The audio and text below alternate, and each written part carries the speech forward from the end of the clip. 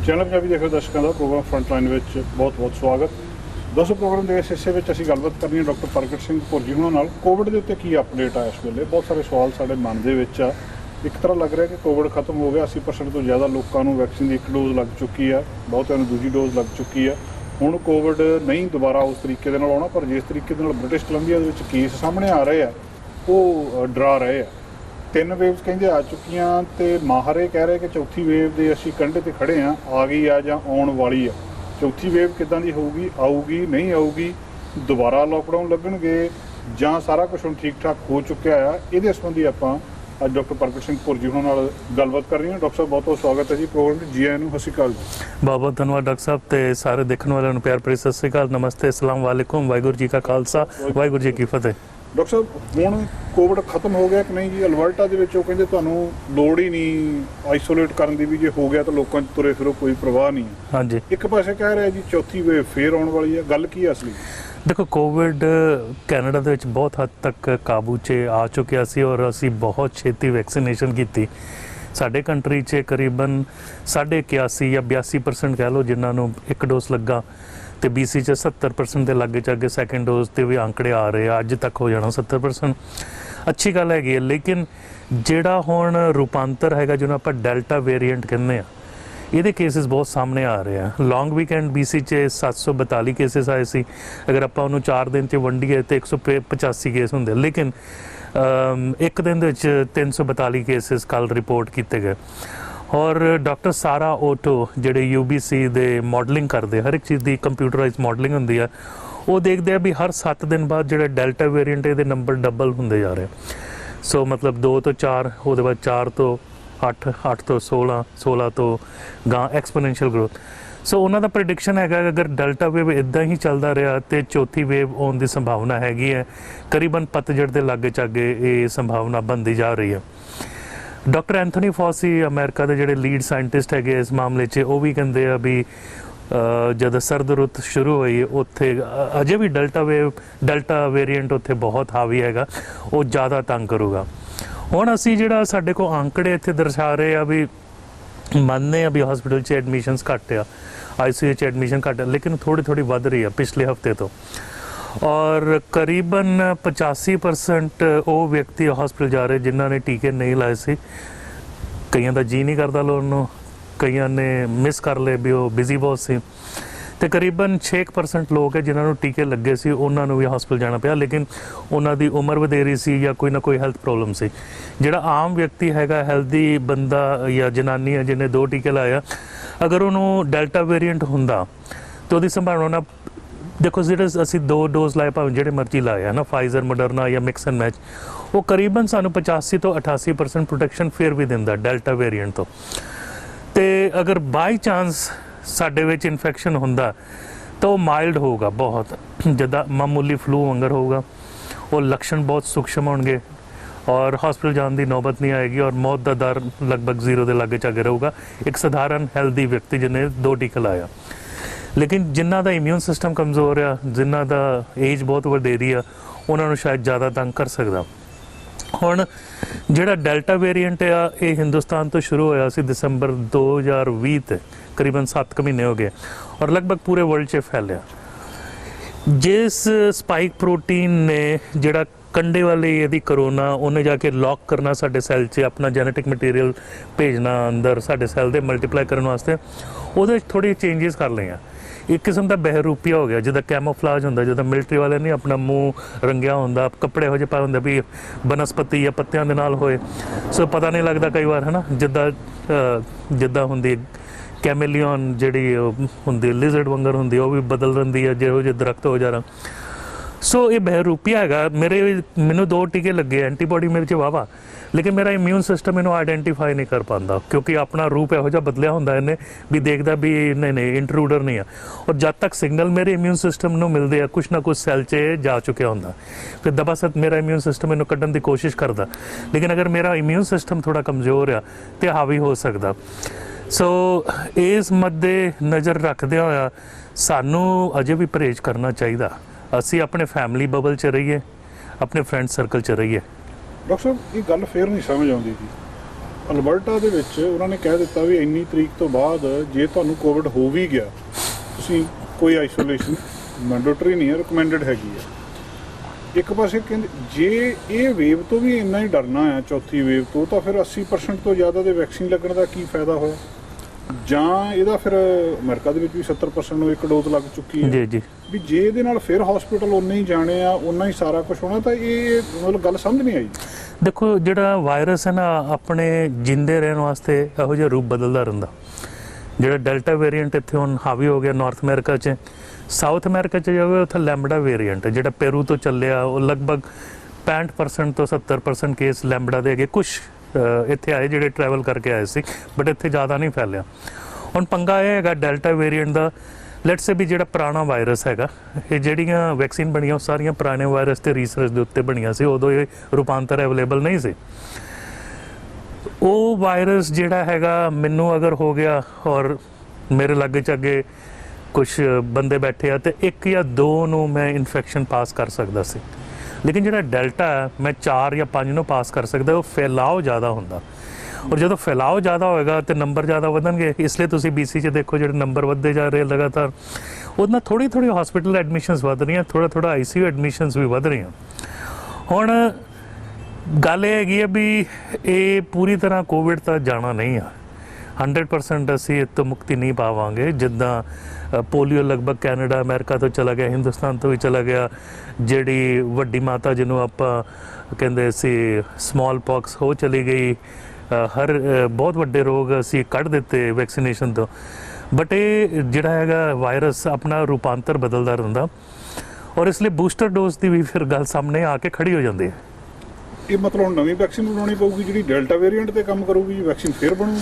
ਜਿਹੜੇ ਹੁਣ ਫਾਈਜ਼ਰ ਵਾਲੇ ਆ ਉਹ ਕਹਿੰਦੇ ਆ ਵੀ ਬੂਸਟਰ ਦੀ ਉਹਨਾਂ ਨੇ ਅਰਜੀ ਜਦੋਂ ਭੇਜੀ ਅਮਰੀਕਾ ਨੂੰ ਮਹੀਨਾ ਕੁ ਪਹਿਲਾਂ, ਉਦੋਂ ਅਮਰੀਕਨ ਕਹਿੰਦੇ ਸੀ ਅਜੇ ਤਾਂ ਅਸੀਂ 2 ਡੋਜ਼ ਵੀ ਨਹੀਂ ਲਾਏ, ਤੁਸੀਂ ਹੋਲਡ ਕਰੋ। ਔਰ ਅਸੀਂ ਇਹ ਦੇਖ ਰਹੇ ਹਾਂ ਵੀ ਇਹ 2 ਡੋਜ਼ ਦੇ ਨਾਲ ਕੋਈ ਜ਼ਿਆਦਾ ਸੀਰੀਅਸ ਇਨਫੈਕਸ਼ਨ ਨਹੀਂ ਹੁੰਦਾ, ਅਗਰ ਹੁੰਦਾ ਵੀ ਹੈ ਤਾਂ ਸੂਖਸ਼ਮ ਹੁੰਦਾ, ਸ਼ਾਇਦ ਅਸੀਂ ਵੇਟ ਕਰੀਏ।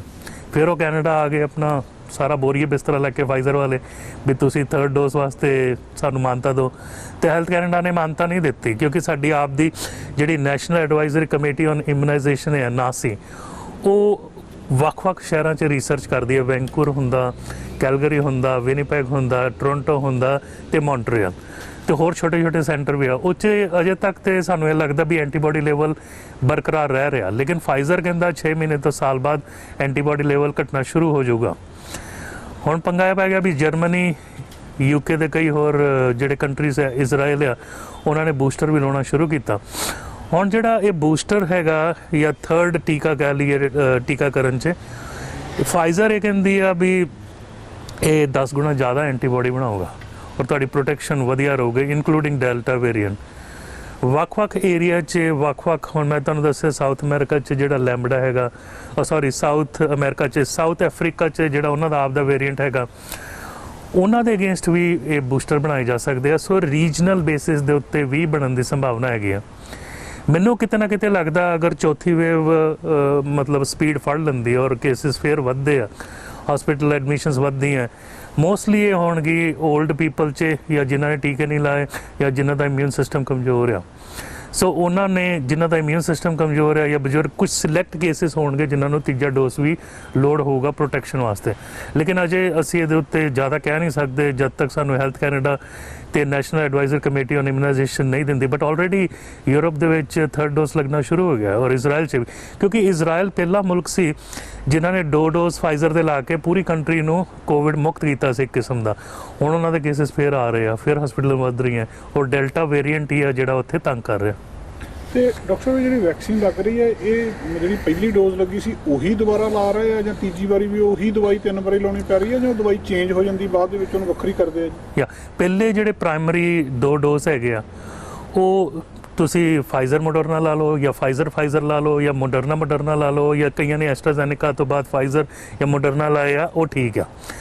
ਉਹ ਲਗਭਗ ਸੇਮ ਹੀ ਹੁੰਦੀ ਆ, ਫਾਈਜ਼ਰ ਦੇ ਲਗਭਗ ਸੇਮ ਹੀ ਟੀਕਾ ਹੁੰਦਾ, ਮੋਡਰਨਾ ਦਾ ਸੇਮ ਟੀਕਾ ਹੁੰਦਾ।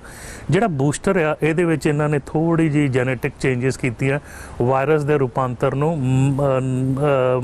ਮੁੱਖ ਉਹਦਾ ਜਿਹੜਾ ਹੈਗਾ ਚੇਂਜਸ, ਉਸ ਹਿਸਾਬ ਦੇ ਨਾਲ ਮਾੜੀ ਜਿਹੀ ਚੇਂਜਸ ਇਹਨਾਂ ਨੇ ਕੀਤੀਆਂ। ਕਿਉਂਕਿ ਇਹਨਾਂ ਦੀ ਪਹਿਲੀ ਟਰਾਇਲ ਹੋ ਗਈ ਸੀ, ਇਸ ਲਈ ਇਹਨਾਂ ਨੂੰ ਵੱਖ-ਵੱਖ ਦੇਸ਼ਾਂ 'ਚ ਹਰ ਦੇਸ਼ ਦੇ ਵਿੱਚ ਇਹਨਾਂ ਨੂੰ ਮਾਨਤਾ ਲੈਣੀ ਪੈਂਦੀ ਹੈ। ਸੋ ਜਰਮਨੀ 'ਚ ਮਾਨਤਾ ਮਿਲ ਗਈ, ਇਜ਼ਰਾਈਲ 'ਚ ਮਿਲ ਗਈ, UK ਦੇ ਹੋਰ ਕਈ ਮੁਲਕਾਂ 'ਚ ਮਿਲ ਗਈ, ਸਪੇਨ 'ਚ ਮਿਲ ਗਈ। ਸੋ ਇਹਦੇ ਵਿੱਚ ਲੰਬਾ ਚੌੜਾ ਰਿਸਰਚ ਨਹੀਂ ਕਰਨਾ ਪੈਂਦਾ। ਜਿਹੜਾ ਲੰਬਾ ਚੌੜਾ ਰਿਸਰਚ ਹੈ, ਫੇਜ਼ 3 ਟਰਾਇਲ ਇਹਨਾਂ ਨੇ ਪਹਿਲਾਂ ਕਰ ਹਟੇ ਸੀ, ਜਿਹੜੀ ਵੈਕਸੀਨ ਬਹੁਤ ਵੱਡੀ ਮਾਤਰਾ 'ਚ ਸੰਸਾਰ 'ਚ ਲੱਗੀ।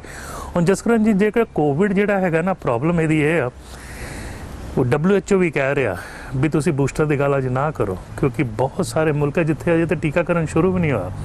ਸੰਸਾਰ ਭਰ 'ਚ 8 ਬਿਲੀਅਨ ਲੋਕ ਰਹਿੰਦਾ, ਤਾਂ ਉਹਦੇ ਵਿੱਚੋਂ ਸਿਰਫ 25% ਨੂੰ ਮਸਾ ਇੱਕ ਡੋਜ਼ ਮਿਲਿਆ। ਔਰ ਜਿਹੜਾ ਗਰੀਬ ਮੁਲਕ ਆ, ਉੱਥੇ 1% ਲੋਕਾਂ ਨੂੰ ਵੀ ਅਜੇ ਇੱਕ ਡੋਜ਼ ਨਹੀਂ ਮਿਲਿਆ। ਸੋ ਜਦ ਤੱਕ ਪੂਰੇ ਪਾਸੇ ਇਹ ਆਪਾਂ ਨਹੀਂ ਇਹਨੂੰ ਕੰਟਰੋਲ ਕਰ ਪਾਉਂਦੇ, ਤਦ ਤੱਕ ਇਹਦਾ ਫੈਲਾਓ, ਕਿਉਂਕਿ ਫੈਲਾਓ ਤਾਂ ਬੰਦੇ ਤੋਂ ਬੰਦੇ ਤੇ ਹੋਣਾ। ਔਰ ਕਦੀ ਨਾ ਕਦੀ ਅਸੀਂ ਵੀ ਵਿਜ਼ਿਟ ਕਰਨ ਜਾਣਾ ਕਿ ਇਸ ਜਗ੍ਹਾ, ਕਈ ਵਾਰ ਉਹਨਾਂ ਨੇ ਵੀ ਆਉਣਾ, ਇਸ ਲਈ ਇਹਦਾ ਆਣਾ ਜਾਣਾ ਚੱਲਦਾ ਰਹੇਗਾ। ਔਰ ਸੰਸਾਰ ਭਰ 'ਚ ਸਾਨੂੰ ਗਰੀਬ ਮੁਲਕਾਂ ਦਾ ਹੈਲਪ ਵੀ ਕਰਨੀ ਚਾਹੀਦੀ। ਹੁਣ ਡਾਕਟਰ ਸਾਹਿਬ ਕਾਫੀ ਕੁਝ ਖੁੱਲ੍ਹ ਚੁੱਕਿਆ, ਕੌਂਸਰਟਸ ਹੋ ਰਹੀਆਂ, ਮੇਲੇ ਹੋ ਰਹੇ ਆ, ਮਾਸਕ ਜ਼ਰੂਰੀ ਨਹੀਂ, ਜਾ ਰਹੇ ਆ ਆਪਾਂ ਹਰ ਕਿਤੇ। ਇਹ ਹੁਣ ਵੈਕਸੀਨ ਵੀ 80% ਲੱਗ ਰਹੀ ਹੈ। ਇਹ ਸਾਰਾ ਕੁਝ ਇੱਦਾਂ ਹੀ ਰਹੂਗਾ ਕਿ ਮੁੜ ਕੇ ਫੇਰ ਵਰਸ ਵੀ ਹੋ ਸਕਦਾ ਵੀ ਜੀ ਹੁਣ ਅਮਰੀਕਾ ਦੇ ਵਿੱਚ ਜਿਵੇਂ ਸ਼ੋਅ ਹੋ ਰਿਹਾ ਜਾਂ ਵੱਡੀਆਂ ਵੱਡੀਆਂ ਪਾਰਟੀਆਂ ਹੋ ਰਹੀਆਂ, ਵੀ ਹੁਣ ਫੇਰ ਦੁਬਾਰਾ ਤੁਸੀਂ ਵਾਪਸ ਉੱਧਰ ਨੂੰ ਜਾਓ? ਦੇਖੋ, ਇਸ ਵੇਲੇ ਸਾਨੂੰ ਥੋੜਾ ਵਾਚ ਕਰਨਾ ਪੈਣਾ। ਮੈਨੂੰ ਲੱਗਦਾ ਚੌਥੀ ਵੇਵ ਆਊਗੀ, ਔਰ ਇਹਦਾ ਰੀਜ਼ਨ ਇਹ ਆ ਵੀ ਆਸਟ੍ਰੇਲੀਆ ਦੇ ਵਿੱਚ ਜਿਹੜਾ ਹੁਣ ਸਰਦ ਰਿਤੂ ਚੱਲ ਰਿਹਾ, ਬੁਰਾ ਹਾਲ ਹੈ ਉੱਥੇ ਆਸਟ੍ਰੇਲੀਆ 'ਚ। ਲੇਕਿਨ ਉਹਨਾਂ ਦੀ ਇੱਕ ਡਿਸਐਡਵਾਂਟੇਜ ਸੀ, ਉੱਥੇ 10% ਕੰਟਰੀ ਨੂੰ ਟੀਕੇ ਲੱਗੇ, ਜ਼ਿਆਦਾ ਨਹੀਂ ਲੱਗੇ, ਹੈ ਨਾ। ਉਹ ਆਪਣਾ ਵੈਕਸੀਨੇਸ਼ਨ ਪ੍ਰੋਗਰਾਮ ਵੀ ਪਿੱਛੇ ਸੀ। ਲੇਕਿਨ ਇਸ ਵੇਲੇ ਕਾਫੀ ਸਿਟੀਜ਼, ਵੱਡੀਆਂ ਸਿਟੀਜ਼ ਲਾਕਡਾਊਨ 'ਚ ਹੈਗੀਆਂ ਉੱਥੇ, ਉਹਨਾਂ ਦੀ ਸਮੱਸਿਆ ਅਲੱਗ ਹੈ। ਦੂਜੇ ਪਾਸੇ ਨਿਊਜ਼ੀਲੈਂਡ ਦੇਖ ਲਓ, ਲਾਗੇ ਮੁਲਕ ਲੱਗਦਾ, ਉਹ ਅਜੇ ਵੀ ਵਧੀਆ। ਉਹਨਾਂ ਦੇ ਇੱਕ ਵੇਵ ਦੇ ਵਿੱਚ ਹੀ ਉਹਨਾਂ ਨੇ ਕੰਟਰੋਲ ਕਰ ਲਿੱਤੀ ਸੀ ਲਾਕਡਾਊਨ ਕਰਕੇ, ਤੇ ਅੰਦਰ ਆਪਣੀ ਕੰਟਰੋਲ ਉਹਨਾਂ ਨੇ ਸੋਹਣਾ ਰੱਖਿਆ ਸੀ। ਟੀਕਾਕਰਨ ਸਾਰੀ ਕੰਟਰੀ 'ਚ ਹੋ ਗਿਆ।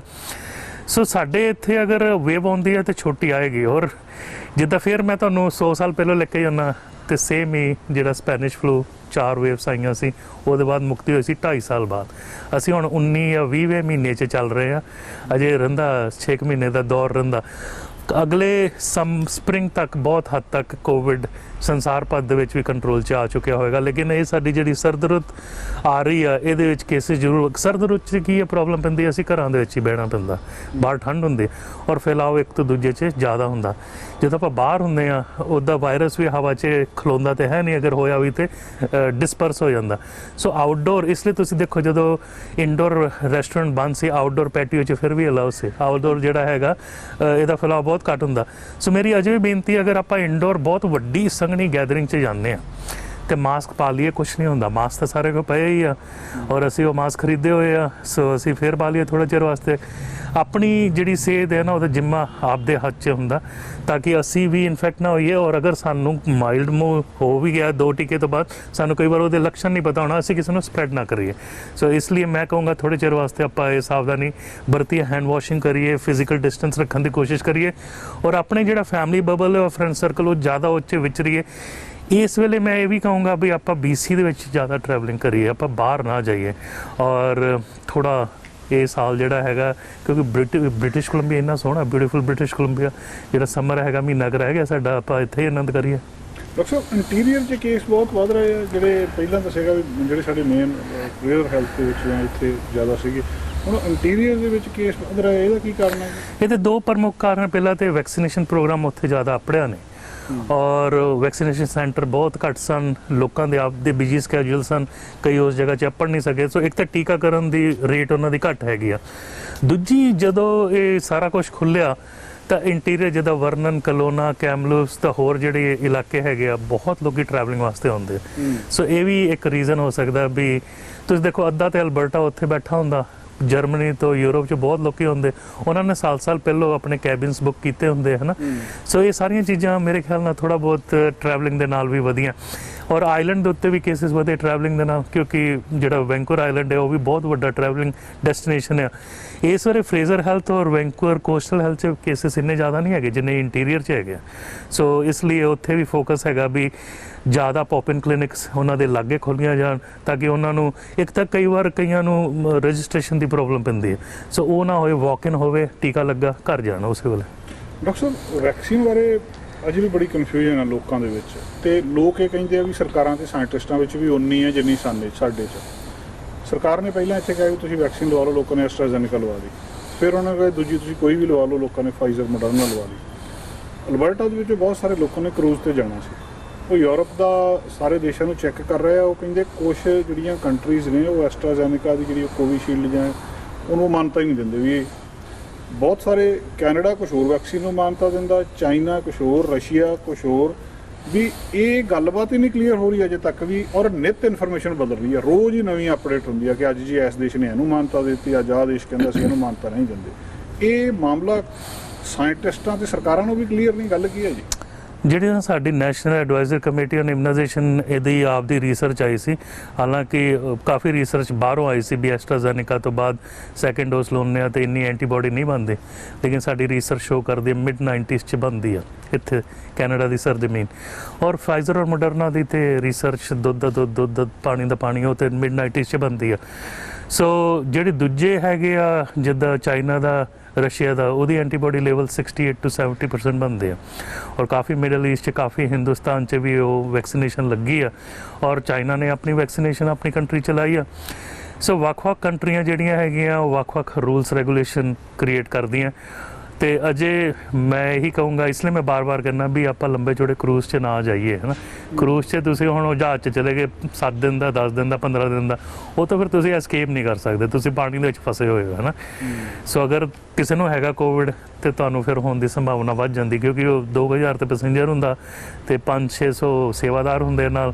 ਸੋ ਇਹ ਸੀਜ਼ਨ ਹੈਗਾ ਲੈਂਡ ਦੇ ਉੱਤੇ ਰਹਿਣ ਦਾ, ਤਾਂ ਕਿ ਤੁਸੀਂ ਐਸਕੇਪ ਪਲਾਨ ਆਪਣਾ ਜਿਹੜਾ ਬਣਾ ਸਕੋ ਔਰ ਆਪਣੇ ਘਰ ਦੇ ਲਾਗੇ ਚਾਗੇ ਰਹੋ, ਹੈ ਨਾ। ਮੈਂ ਮੰਨਦਾ ਵੀ ਲੋਕੀ ਅੱਕੇ ਪਏ ਆ, ਲੋਕੀ ਵੇਕੇਸ਼ਨ ਕਰਨਾ ਚਾਹੁੰਦੇ ਆ, ਟਰੈਵਲਿੰਗ ਕਰਨਾ ਚਾਹੁੰਦੇ ਆ। ਬਾਹਰ ਦੀ ਟਰੈਵਲਿੰਗ ਦੇ ਨਾਲੋਂ ਅੰਦਰਲੀ ਟਰੈਵਲਿੰਗ ਆਪਾਂ ਕਰੀਏ ਤਾਂ ਕਿ ਮਨ ਨੂੰ ਖੁਸ਼ ਰੱਖੀਏ। ਜਦੋਂ ਮਨ ਖੁਸ਼ ਆ, ਇੱਕ ਹੁੰਦੀ ਆ ਅਸਥਾਨ ਭੇਦ, ਜਿਹੜਾ ਅਸਥਾਨ ਹੈਗਾ ਨਾ ਉਹ ਪਵਿੱਤਰ ਉਹੀ ਲੱਗਦਾ ਜਦ ਤੁਹਾਡਾ ਮਨ ਪਵਿੱਤਰ ਹੋਵੇ।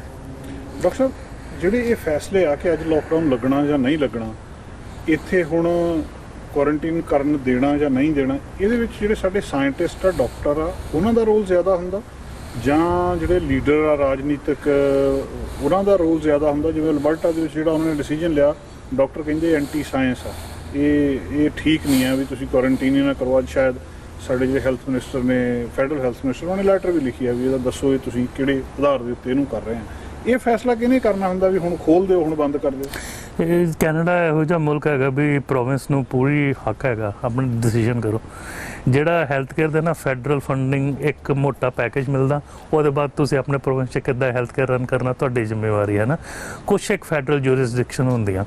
ਈਵਨ ਜਿਹੜਾ ਵੈਕਸੀਨ ਪਾਸਪੋਰਟ ਦੀ ਗੱਲ ਕੀਤੀ ਸੀ ਉਹ ਵੀ ਪ੍ਰੋਵਿੰਸ਼ੀਅਲ ਕਰ ਦਿੱਤਾ ਇਹਨਾਂ ਵੀ ਵੱਖ-ਵੱਖ ਪ੍ਰੋਵਿੰਸ ਦਾ ਵੱਖ-ਵੱਖ ਜ਼ਿੰਮੇਵਾਰੀ, ਅਸੀਂ ਇਹਦੇ 'ਚ ਪੈਣਾ ਨਹੀਂ। ਹੁਣ BC ਦੇ ਜਿਹੜੀ ਡਿਸੀਜਨ ਮੇਕਿੰਗ ਆ, ਡਾਕਟਰ ਬੌਨੀ ਹੈਨਰੀ ਜਿਨ੍ਹਾਂ ਨੂੰ ਆਰਡਰ ਆਫ BC ਦਾ ਵੀ ਅਵਾਰਡ ਮਿਲਿਆ, ਉਹਨਾਂ ਨੇ ਬਹੁਤ ਸੇਵਾ ਕੀਤੀ ਆ। ਤੇ ਸਿਹਤ ਮੰਤਰੀ ਮਾਨਯੋਗ ਐਡਰਿਨ ਡਿਕ ਸਾਹਿਬ ਬੈਕ ਇਹ ਪਲਾਨ ਲੀਕਦੇ ਆ, ਲੇਕਿਨ ਬੌਨੀ ਹੈਨਰੀ ਦੇ ਥੱਲੇ ਟੀਮ ਹੁੰਦੀ ਆ, ਵੈਂਕੂਵਰ ਕੋਸਟਲ ਹੈਲਥ ਦੀ, ਫਰੇਜ਼ਰ ਦੀ, ਇੰਟੀਰੀਅਰ ਹੈਲਥ, ਆਈਲੈਂਡ ਹੈਲਥ ਦੀ, ਉਹ ਸਾਰੇ ਇੱਕ ਦੂਜੇ ਨਾਲ ਕਰਸਪੌਂਡ ਕਰਦੇ ਆ। ਡਾਕਟਰ ਬੌਨੀ ਹੈਨਰੀ ਪੂਰਾ ਸਾਇੰਟੀਫਿਕ ਲਿਟਰੇਚਰ ਲੈ ਕੇ ਦੇਖਦੇ ਆ ਵੀ ਸਟੈਪ ਲੈਣਾ ਕਿ ਨਹੀਂ ਲੈਣਾ। ਸੇਮ ਡਾਕਟਰ ਡੀਨ ਸ਼ਾਅ ਜਿਹੜੇ ਹੈਗੇ ਅਲਬਰਟਾ ਦੇ ਜਿਹੜੇ ਹੈਗੇ ਉਹਨਾਂ ਦੇ ਚੀਫ ਮੈਡੀਕਲ ਆਫਿਸਰ, ਉਹ ਆਪਦੇ ਪ੍ਰੋਵਿੰਸ਼ੀਅਲ ਜਿਹੜੇ ਹੈਲਥ ਮਿਨਿਸਟਰ ਉਹਨਾਂ ਦੇ ਨਾਲ ਬਹਿ ਕੇ ਕਰਦੇ ਆ। ਕਈ ਜਿਹੜੇ ਹੈਗੇ ਆ ਨਾ ਧੜੱਲੇਦਾਰ ਹੁੰਦੇ ਆ ਲੀਡਰਸ, ਉਹ ਕਹਿੰਦੇ ਚੱਕ ਦੋ, ਕੋਈ ਨਹੀਂ ਦੇਖੀ ਜਾਊਗੀ। ਜਦੋਂ ਹੁਣ ਆਪਾਂ ਆਲਰੇਡੀ ਦੇਖਿਆ ਸਾਊਥ ਦੇ ਜਿਹੜੀ ਪ੍ਰੋਬਲਮ ਆਪਾਂ ਦੇਖ ਰਹੇ ਹਾਂ ਅਮਰੀਕਾ 'ਚ, ਮੋਸਟਲੀ ਟਰੰਪ ਕ੍ਰੀਏਟਡ ਪ੍ਰੋਬਲਮ ਹੈ ਜਿਹੜੀ ਐਂਟੀ ਵੈਕਸੀਨੇਸ਼ਨ ਹੈਗੀ। ਔਰ ਜਿਹੜੇ ਰਿਪਬਲਿਕਨ ਸਟੇਟ ਹੈ ਉਹ ਅਜੇ ਤੱਕ ਟੀਕਾ ਲਾ ਕੇ ਰਾਜੀ ਨਹੀਂ ਹੈਗੇ 40%। ਹਾਂ, ਸੋ ਹੁਣ ਉਹ ਪੂਰੀ ਅਮਰੀਕਾ ਟੀਕਾਕਰਨ, ਕਿਉਂਕਿ ਜਿਹੜੀ ਹਰਡ ਇਮਿਊਨਿਟੀ ਹੈਗੀ ਜਿਹਨੂੰ ਆਪਾਂ ਕਮਿਊਨਿਟੀ ਇਮਿਊਨਿਟੀ ਕਹਿੰਦੇ ਆ, ਉਹ 80-90% ਤੱਕ ਟੀਕਾਕਰਨ ਅੱਪੜੇਗਾ ਤਾਂ ਬਣਦੀ ਆ। ਅਸੀਂ 80% ਦੇ ਲਾਗੇ ਚਾਗੇ ਅੱਪੜ ਜਾਣਾ 2 ਡੋਜ਼, ਹੈ ਨਾ, ਐਂਡ ਆਫ ਦਿਸ ਮੰਥ। ਹੋ ਸਕਦਾ ਵੀ ਅਸੀਂ ਗੁੱਡ ਜ਼ੋਨ 'ਚ ਹੋਈਏ, ਮੇਬੀ ਸਾਨੂੰ 90% ਤੱਕ ਜਾਣਾ ਪਏ। ਇਸ ਲਈ ਸਾਨੂੰ ਪ੍ਰੇਮ ਦੇ ਨਾਲ, ਪਿਆਰ ਦੇ ਨਾਲ ਪ੍ਰੇਰਨਾ ਕਰਨੀ ਚਾਹੀਦੀ ਆ। ਔਰ ਜਿਹੜੇ ਅਜੇ ਵੀ ਕੰਢੇ ਤੇ ਬੈਠੇ ਸੋਚ ਰਹੇ ਟੀਕਾ ਲਾਈਏ ਨਾ ਲਾਈਏ, ਮੇਰੀ ਬੇਨਤੀ ਲਾ ਲਓ, ਕਿਉਂਕਿ ਜਿਹੜੇ ਕੇਸਿਸ ਮੈਂ ਫਿਰ ਕਹਿ ਰਿਹਾ 85% ਜਿਹੜੇ ਕੇਸਿਸ ਹਸਪੀਟਲ 'ਚ ਹੈਗੇ ਆ ਉਹ ਉਹਨਾਂ ਦੇ ਹੈਗੇ ਜਿਨ੍ਹਾਂ ਨੇ ਟੀਕਾ ਨਹੀਂ ਲਾਇਆ। ਡਾਕਟਰ ਇਹਦਾ ਮਤਲਬ ਹੈਗਾ ਵੀ ਜਿਹੜੇ ਬਹੁਤੇ ਕੇਸ ਉਹ ਜਿਨ੍ਹਾਂ ਨੇ ਲਾਇਆ, ਜਿਨ੍ਹਾਂ ਦੇ ਲੱਗੇ ਉਹ ਤਾਂ ਫਿਰ ਸੇਫ ਆ। ਪਰ ਦੂਜਾ ਇਹਦੇ ਨਾਲ ਇੱਕ ਹੋਰ ਗੱਲ ਕਹੀ ਜਾ ਰਹੀ ਜਿਹੜੀ ਤੁਸੀਂ ਪਹਿਲਾਂ ਵੀ ਜ਼ਿਕਰ ਕੀਤਾ ਵੀ ਜਿਹੜੇ ਗਰੀਬ ਦੇਸ਼ ਆ ਜਿਨ੍ਹਾਂ ਵਿੱਚ ਹਜੇ 1% ਵੀ ਵੈਕਸੀਨੇਸ਼ਨ ਨਹੀਂ ਹੋਈ, ਜੇ ਉੱਥੇ ਵੈਕਸੀਨੇਸ਼ਨ ਨਾ ਹੋਈ ਇਹ ਵਾਇਰਸ ਨੇ ਰੂਪ ਹੋਰ ਬਦਲ ਲੈਣੇ ਤੇ ਫਿਰ ਉਹ ਇੱਥੇ ਆ ਜਾਣੇ ਤੇ ਫਿਰ ਵੈਕਸੀਨ ਵਾਲਿਆਂ ਨੂੰ ਵੀ ਵਿਪਤਾ ਪੈ ਜਾਣੀ। ਉਹੀ ਮੈਂ ਕਹਿੰਦਾ ਨਾ ਵੀ ਇਹਨੇ ਅਜੇ ਹੋਰ ਰੂਪਾਂਤਰ ਬਦਲਨੇ ਆ। ਮਤਲਬ ਇਹਦਾ ਮਤਲਬ ਇਹਦਾ ਅਸੀਂ ਖਾਤਮੇ ਦੀ ਤਾਂ ਕੋਈ ਡੇਟ ਦੱਸ ਹੀ ਨਹੀਂ ਸਕਦੇ? ਨਹੀਂ, ਬਿਲਕੁਲ ਨਹੀਂ, ਕਿਉਂਕਿ ਇਹ ਜਿਹੜਾ ਹੁਣ ਆਪਾਂ ਕੋਵਿਡ ਦਾ ਇਹ ਸਿਲਸਿਲਾ ਦੇਖ ਰਹੇ ਆ, ਇਹਨੇ ਘੱਟ ਤੋਂ ਘੱਟ 18 ਰੂਪਾਂਤਰ ਕ੍ਰੀਏਟ ਕੀਤੇ, ਜਿਹਦੇ ਵਿੱਚ ਜਿਹੜੇ ਸਿਗਨੀਫੀਕੈਂਟ ਹੈਗੇ ਡੈਲਟਾ ਵੇਰੀਐਂਟ ਸਾਊਥ ਅਫਰੀਕਾ ਦਾ, ਬ੍ਰਿਟਿਸ਼ ਦਾ ਤੇ ਲੈਮਡਾ ਵੇਰੀਐਂਟ, ਇਹ ਸਿਗਨੀਫੀਕੈਂਟ ਹੈਗੇ ਆ ਜਿਹੜਾ ਫੈਲਾਓ ਜ਼ਿਆਦਾ ਹੁੰਦਾ। ਲੇਕਿਨ ਵਾਇਰਸ ਜਿਹੜਾ ਹੈਗਾ ਆਪਣੇ ਸਰਵਾਈਵਲ ਵਾਸਤੇ ਕਰਦਾ ਹੈ, ਇਸ ਲਈ ਤੁਸੀਂ ਦੇਖੋ ਹਰ ਸਾਲ ਫਲੂ ਸ਼ਾਟ ਸਾਨੂੰ ਨਵਾਂ ਬਣਾਉਣਾ ਪੈਂਦਾ, ਕਿਉਂਕਿ ਵਾਇਰਲ ਆਪਣਾ ਰੂਪ ਬਦਲਦਾ ਰਹਿੰਦਾ, ਉਸ ਹਿਸਾਬ ਦੇ ਨਾਲ ਆਪਾਂ ਵੈਕਸੀਨ ਦੀ ਜਿਹੜੀ ਬਣਤਰ ਆ ਅਸੀਂ ਵੀ ਚੇਂਜ ਕਰਦੇ ਰਹਿੰਦੇ ਆ। ਸੋ ਇਹ ਨੋਨ ਹੈਗਾ ਮੈਡੀਕਲ ਸਾਇੰਸ ਨੂੰ। ਲੇਕਿਨ ਮੈਨੂੰ ਲੱਗਦਾ ਵੀ ਅਸੀਂ ਨਾਰਥ ਅਮਰੀਕਾ ਦੇ ਵਿੱਚ, ਖਾਸ ਕਰਕੇ ਕੈਨੇਡਾ ਦੇ ਵਿੱਚ ਬਹੁਤ ਅੱਛੇ ਸਿਚੁਏਸ਼ਨ 'ਚ ਹੈਗੇ, ਲੇਕਿਨ ਸਾਡਾ ਮੁਲਕ ਸਿਰਫ 38 ਮਿਲੀਅਨ ਦਾ, ਬਾਹਰ ਆਬਾਦੀ 8 ਬਿਲੀਅਨ ਦੀ ਆ। ਸੋ ਅਸੀਂ ਤਾਂ ਬਹੁਤ ਛੋਟਾ ਹੈ, ਅਸੀਂ ਜਿੱਤ ਪਾ ਰਹੇ ਹਾਂ ਤਾਂ ਮਤਲਬ ਇਹ ਨਹੀਂ ਵੀ ਸੰਸਾਰ 'ਚ ਟਰਬਲ ਨਹੀਂ ਹੈ। ਹਿੰਦੁਸਤਾਨ 'ਚ ਮੈਂ ਗੱਲ ਕਰ ਰਿਹਾ, ਕੱਲ੍ਹ ਵੀ ਬੰਬੇ ਗੱਲ ਕਰ ਰਿਹਾ ਸੀ, ਉੱਥੇ ਵੀ ਥਰਡ ਵੇਵ ਦੀ ਬਹੁਤ ਆਸ਼ਾ ਬਣੀ ਹੋਈ ਆ, ਬਿਲਕੁਲ ਨਿਰੰਤਰ ਕੇਸਿਸ ਵੱਧ ਰਿਹਾ। ਸਾਊਥ 'ਚ ਚਲੇ ਜਾਓ, ਕਰਨਾਟਕਾ 'ਚ, ਉੱਥੇ ਵੱਧ ਰਿਹਾ। ਹਿੰਦੁਸਤਾਨ ਦੀ ਇੱਕ ਤਰਾਸਦੀ ਇਹ ਹੁੰਦੀ ਹੈ ਵੀ ਤੁਸੀਂ ਉੱਥੇ ਰੂਲਸ ਇੰਪਲੀਮੈਂਟ ਨਹੀਂ ਕਰ ਸਕਦੇ, ਖਾਸ ਕਰਕੇ ਜਦੋਂ ਧਾਰਮਿਕ ਸਮਾਗਮ ਹੁੰਦੇ ਆ। ਜਦੋਂ ਧਾਰਮਿਕ ਸਮਾਗਮ ਹੁੰਦੇ ਉਹ ਤੁਸੀਂ ਕਰਾਊਡ ਨੂੰ ਕਹਿ ਹੀ ਨਹੀਂ ਸਕਦੇ, ਉਹਨਾਂ ਨੇ ਨਾ ਮੰਨਣੀ ਹੈ, ਹੈ ਨਾ। ਸੋ ਇਸ ਲਈ ਹਰ ਇੱਕ ਦੇਸ਼ ਦੇ ਆਪਣੇ ਆਪਣੇ ਇੱਕ ਕਹਿ ਦਈਏ ਵੀ ਟਰਬਲਸ ਹੁੰਦੀਆਂ ਜਿਹੜੇ ਉਹਨਾਂ ਨੂੰ ਡੀਲ ਕਰਨੀ ਪੈਂਦੀ ਹੈ। ਸੋ ਬੈਸਟ ਇਹੀ ਆ ਵੀ ਅਸੀਂ ਅਜੇ ਥੋੜ੍ਹਾ ਜਿਹਾ ਸਾਵਧਾਨੀ ਰੱਖੀਏ। ਹੁਣ ਦੇਖੋ 6 ਮਿਲੀਅਨ ਕੈਨੇਡੀਅਨ ਹੈ, ਉਹਨਾਂ ਨੂੰ ਟੀਕਾ ਨਹੀਂ ਲੱਗਾ ਅਜੇ। ਬਹੁਤ ਬੱਚੇ, ਲਗਭਗ ਸਾਰੇ ਬੱਚੇ ਜਿਹੜੇ 12 ਸਾਲ ਤੋਂ ਥੱਲੇ ਉਹਨਾਂ ਨੂੰ ਨਹੀਂ ਲੱਗਾ। ਕੁਝ 11 ਸਾਢੇ 11 ਵਾਲੇ ਆ, ਉਹਨਾਂ ਦੀ ਰਜਿਸਟ੍ਰੇਸ਼ਨ ਹੋ ਰਹੀ ਆ, ਤੇ ਮੈਂ ਕਹਿੰਦਾ ਲਾ ਲਓ, ਕੋਈ ਹਰਜ ਨਹੀਂ, ਕਿਉਂਕਿ ਰਿਸਰਚ ਤੇ ਸ਼ੋਅ ਕਰਦਾ। ਇਜ਼ਰਾਈਲ ਨੇ ਬਿਨਾਂ ਰਿਸਰਚ ਤੋਂ 12 ਸਾਲ ਦੇ ਲਾਣੇ ਸ਼ੁਰੂ ਕਰਤੇ, ਬਾਅਦ ਤੋਂ ਰਿਸਰਚ ਆਇਆ ਸੀ, ਅਜੇ ਵੀ ਰਿਸਰਚ ਸ਼ੋਅ ਕਰਦਾ। ਜਿਹੜੇ ਨਿੱਕੇ ਨਿਆਣੇ ਆ 2 ਸਾਲ ਤੋਂ ਉੱਤੇ, ਉਹਨਾਂ ਦਾ ਰਿਸਰਚ ਮੋਡਰਨਾ ਔਰ ਫਾਈਜ਼ਰ ਦਾ ਕੈਨੇਡਾ ਅਮਰੀਕਾ 'ਚ ਚੱਲ ਰਿਹਾ, ਅੱਛੇ ਉਹਨਾਂ ਦੇ ਵੀ ਪ੍ਰੀਲਿਮਿਨਰੀ ਡੇਟਾ ਆ ਰਿਹਾ। ਸੋ ਗਾਂ ਚੱਲ ਕੇ ਉਹਨਾਂ ਨੂੰ ਵੀ ਐਂਡ ਆਫ ਦਿਸ ਈਅਰ ਟੀਕਾਕਰਨ ਹੋਊਗਾ ਤਾਂ ਕਿ ਅਸੀਂ 90% ਦੇ ਲਾਗੇ ਚੱਗੇ ਅੱਪੜ ਸਕੀਏ। ਡਾਕਟਰ ਸਾਹਿਬ ਆਖਰੀ ਸਵਾਲ, ਇਹ ਜਿੱਦਾਂ ਮੈਂ ਪਹਿਲਾਂ ਕਿਹਾ ਕਿ ਇਹਦਾ ਦੂਜਾ ਸਿਰਾ ਦਿਸ ਨਹੀਂ ਰਿਹਾ ਅਜੇ ਵੀ ਕੀ ਹੋਣਾ। ਲੋਕ ਕਈ ਵਾਰੀ ਉਦਾਸ ਹੋ ਜਾਂਦੇ, ਨਿਰਾਸ਼ ਹੋ ਜਾਂਦੇ ਬੈਠੇ ਬੈਠੇ ਵੀ ਇਹ ਸਾਰਾ ਕੁਝ ਕਦੋਂ ਠੀਕ ਠਾਕ ਹੋਊਗਾ। ਮਨ ਨੂੰ ਕਿੱਦਾਂ ਤਕੜਾ ਰੱਖਣਾ? ਮਨ ਨੂੰ ਤਗੜਾ ਰੱਖਣ ਵਾਸਤੇ ਦੇਖੋ ਗੁਰੂ ਦਾ ਸ਼ਬਦ ਹੀ ਆ, ਹੈ ਨਾ, ਕਿਉਂਕਿ ਕੀਤਾ ਪਸਾਓ ਇੱਕੋ ਕਵਾਓ ਤਿਸਤੇ ਹੋਏ ਲੱਖ ਦਰਿਆਓ, ਸਾਰੀ ਸ੍ਰਿਸ਼ਟੀ ਦੀ ਉਜਾਗਰ ਸ਼ਬਦ ਤੋਂ ਹੋਈ ਹੈ। ਉਹ ਸ਼ਬਦ ਤੁਹਾਡੇ ਕਣ ਕਣ ਦੇ ਵਿੱਚ ਆ, ਤੁਹਾਡੇ ਹਰ ਸੈੱਲ ਦੇ ਵਿੱਚ 50 ਟ੍ਰਿਲੀਅਨ ਸੈੱਲ, ਉਹਦੇ ਨਾਲ ਤੁਸੀਂ ਕਨੈਕਟ ਕਰਨਾ। ਬਾਹਰਲਾ ਜਿਹੜਾ ਸ਼ਬਦ ਹੈ ਤੁਸੀਂ ਜਦੋਂ ਸਿਮਰਨ ਦੇ ਰੂਪ 'ਚ ਕਰਦੇ ਹੋ, ਪਹਿਲੋਂ ਹੈਗੇ ਆ ਬੈਖਰੀ ਹੈਗੀ ਜ਼ਬਾਨ, ਫਿਰ ਕੰਠ ਹੈਗੀ ਇੱਥੇ ਵੋਕਲ ਕਾਰਡ, ਫਿਰ ਨਾਭੀ ਆ ਤੇ ਹਿਰਦਾ। ਸੋ ਹਿਰਦੇ ਦੇ ਵਿੱਚ ਜਿਹੜਾ ਸ਼ਬਦ ਹੈਗਾ ਉਹ ਆਪਣਾ ਚਾਹੀਦਾ, ਤੇ ਹਿਰਦੇ ਤੋਂ ਬਾਅਦ ਫਿਰ ਝਰਨਾ ਹੁੰਦਾ, ਫਿਰ ਹਰ ਤੁਹਾਡਾ ਜਿਹੜਾ ਰੋਮ ਹੈਗਾ, ਗੁਰਮੁਖ ਰੋਮ ਰੋਮ ਹਰ ਤੇ ਆਵੇ, ਉਹ ਇੱਕ ਐਂਟੀਨਾ ਬਣ ਜਾਂਦਾ ਕਨੈਕਟੀਵਿਟੀ ਦਾ। ਸੋ ਮਨ ਜਿਹੜਾ ਹੈਗਾ ਤੁਹਾਡੇ ਹੱਥ 'ਚ, ਤੁਸੀਂ ਇਹਨੂੰ ਕਿੱਦਾਂ ਰੱਖਣਾ, ਇਹ ਤਰਜ਼ ਜ਼ਿੰਦਗੀ ਦਾ ਇੱਕ ਹਿੱਸਾ। ਹੁਣ ਦੇਖੋ ਅਸੀਂ ਦੋਵੇਂ ਖਲੋਤੇ ਆ, ਜ਼ਮੀਨ ਦੇ ਉੱਤੇ ਖਲੋਤੇ ਹੈ ਨਾ, ਤੇ ਜ਼ਮੀਨ ਬੜੀ ਪਾਕ ਪਵਿੱਤਰ ਆ, ਸਾਰਾ ਕੁਝ ਸਾਨੂੰ ਇੱਥੋਂ ਮਿਲਦਾ, ਖਾਣ ਪੀਣ ਦੀ ਸਾਰੀ ਸਮੱਗਰੀ ਇੱਥੋਂ ਮਿਲਣੀ ਆ, ਹੈ ਨਾ। ਔਰ ਅਸੀਂ ਸਾਰਾ ਕੁਝ ਇਹਦੇ ਉੱਤੇ ਐਲੀਮੀਨੇਟ ਕਰਨਾ, ਹੈ ਨਾ। ਸਾਡਾ ਨੰਬਰ 1 ਨੰਬਰ 2 ਜੋ ਵੀ ਕਹਿ ਰਹੇ, ਹੈ ਨਾ, ਉਹਦੇ ਬਾਵਜੂਦ ਉਹਦੀ ਨਿਮਰਤਾ ਦੇਖੋ ਕਿੰਨੀ ਤਗੜੀ ਆ। ਲੇਕਿਨ ਉਹ ਜ਼ਮੀਨ ਹੋਰ ਪਵਿੱਤਰ ਹੋ ਜਾਂਦੀ ਆ ਜਿੱਥੇ ਸਤਿਗੁਰੂ ਦਾ ਨਿਵਾਸ ਹੋਏ। ਜਿੱਥੇ ਜਾਏ ਬਹੇ ਮੇਰਾ ਸਤਿਗੁਰ, ਸੋ ਥਾਨ ਸੁਹਾਵਾ ਰਾਮ ਰਾਜੇ। ਸੋ ਗੁਰਦੁਆਰੇ ਜਾਓ, ਸ਼ਬਦ ਗੁਰੂ ਦੇ ਦਰਸ਼ਨ ਕਰੋ, ਉਹ ਪਾਕ ਹੈ ਜਗ੍ਹਾ, ਪਵਿੱਤਰ ਹੈ ਜਗ੍ਹਾ, ਕਿਉਂਕਿ ਮੇਰਾ ਚੋਜੀ ਪ੍ਰੀਤਮ ਸ਼ਬਦ ਗੁਰੂ ਉਹਦਾ ਨਿਵਾਸ ਹੈਗਾ ਉੱਥੇ। ਉਹਨੂੰ ਜੋ ਗੁਰੂ ਕਹਿੰਦਾ, ਜਦੋਂ ਆਪਾਂ ਮੱਥਾ ਟੇਕਦੇ ਹਾਂ, ਗੁਰ ਕੀ ਮੱਤ ਤੂੰ ਲੈ ਜਾਣੇ ਭਗਤ ਬਿਨਾ ਬਹੁਤ ਡੂਬੇ ਸਿਆਣੇ, ਉਹ ਭਗਤੀ ਫਾਰਮ ਦੇ ਵਿੱਚ ਉਹਨੂੰ ਲਓ, ਉਹਨੂੰ ਇੰਟੈਲੀਜੈਂਸ ਫਾਰਮਸ 'ਚ ਘੱਟ ਲਓ, ਤੇ ਭਗਤੀ ਦੇ ਉੱਤੇ ਜ਼ਿਆਦਾ ਰੱਖੋ, ਸ਼ਰਧਾ ਦੇ ਉੱਤੇ ਜ਼ਿਆਦਾ ਰੱਖੋ, ਭਾਵਨਾ ਦੇ ਉੱਤੇ ਜ਼ਿਆਦਾ ਰੱਖੋ। ਔਰ ਜਿਹੜਾ ਮਨ ਹੈਗਾ ਉਹਨੂੰ ਬੰਨ੍ਹਣਾ ਪੈਂਦਾ। कुंभे बद्दा जल रहे जल बिन कुंभ ना होए, ज्ञान का बज्जा मन रहे गुर बिन ज्ञान ना होए। तो गुरु तो ज्ञान बनना, ज्ञान तो मन ने बनना। लेकिन आप धरती तो थल्ले चले जाइए, पानी हैगा, धरती पैरा हेठ है, धरती हेठ वसंदा पानी, पानी कितने जाऊगा, पानी चले निवान नूं गुरमुख निमाणा हो। सो जिहड़ी मन दी मतड़ी आ वो आपां त्यागीए, निमाणे होईए, और असी जिहड़ी आ मन नीवा ते मत उच्ची जिहड़ी ओ रखीए। और पानी दे 18 गुण है, भाई साहब भाई गुरदास जी दसदे आ, जिहदे च ओहदी निवानता आ, एक तरल रूप आ, एक हवा रूप आ, एक बर्फ रूप आ। तुसी लाल रंग पाओगे उन्हें लाल हो जाना, पीला पाओगे पीला हो जाना, शुगर पाओगे मिठा हो जाना, नमकीन पाओगे लूण वाला हो जाना। सो अपने आप को अडैप्ट करने की कोशिश करो, जिदा पानी अडैप्ट करता रहिंदा तुसी भी अपने आप को चेंज करने की कोशिश करो जिहो जिहा माहौल हुंदा, क्योंकि 72% शरीर ही पानी आ। सो ये सारी जिहड़ी साइंस हैगी आ तुहानूं गुरु ग्रंथ ਸਾਹਿਬ ਤੋਂ मिलूगी। सो बाणी दे नाल जुड़ो, बाणी दे नाल जुड़ो, सेवा करो ते सिमरन करो। डॉक्टर साहब बहुत बहुत मेहरबानी, शुक्रिया, बहुत बहुत धन्यवाद जी, थैंक यू।